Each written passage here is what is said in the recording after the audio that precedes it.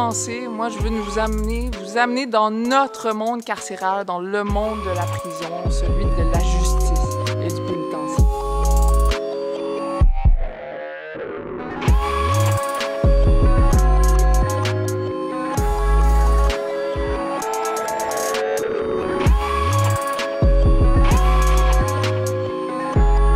Quand tu dis, moi j'ai commencé, les programmes commençaient, bien, avec l'évolution, on est arrivé à ça avec des secteurs ouverts. Puis, moi, j'ai essayé de faire mon travail le plus humainement possible. C'est ce que je me suis dit. Puis je suis content parce que, comme j'ai toujours dit aux gens, ma plus belle victoire d'avoir travaillé dans ce milieu-là, c'est que je suis sorti d'ici plus humain que quand je suis rentré.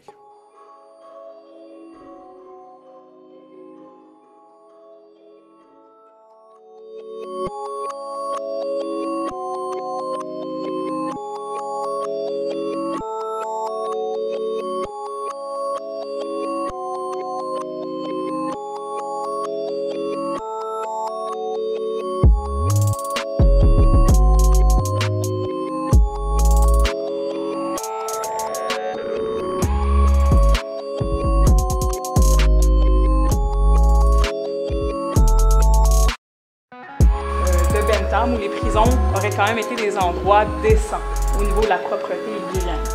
Donc il y a une certaine volonté humaniste. Puis ensuite de ça, ça va être terminé la grande théorie pour l'ensemble de la semaine. Fait que vous serez épargnés de tout ça après.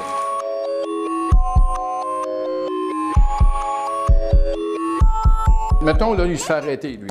Il se fait arrêter, il est habillé comme ça.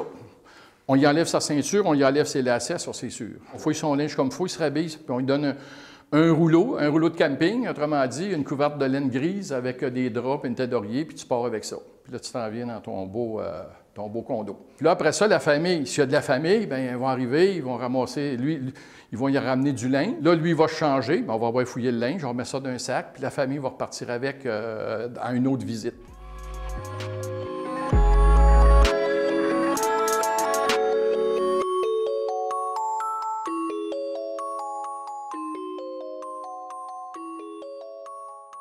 On a eu des femmes ici. On a eu des femmes en prison. Ils venaient temporairement parce qu'on n'était pas équipés pour garder des femmes longtemps. Fait que les femmes, on les envoyait à Tanguay si c'était pour durer longtemps. Puis tout ça, puis on avait un petit secteur de femmes. On engageait des surveillantes à l'époque. Parce que moi, quand j'ai commencé, c'était juste des hommes qui travaillaient dans les prisons. Quand on parle des années 79, 80, 81, 82, il ne faut pas oublier que ici, c'est du personnel masculin. Lorsqu'il arrive une femme, on avait des madames qui étaient attitrées, on les appelait des matrones, imagine-toi. C'est beau comme nom, hein? Je suis matrone.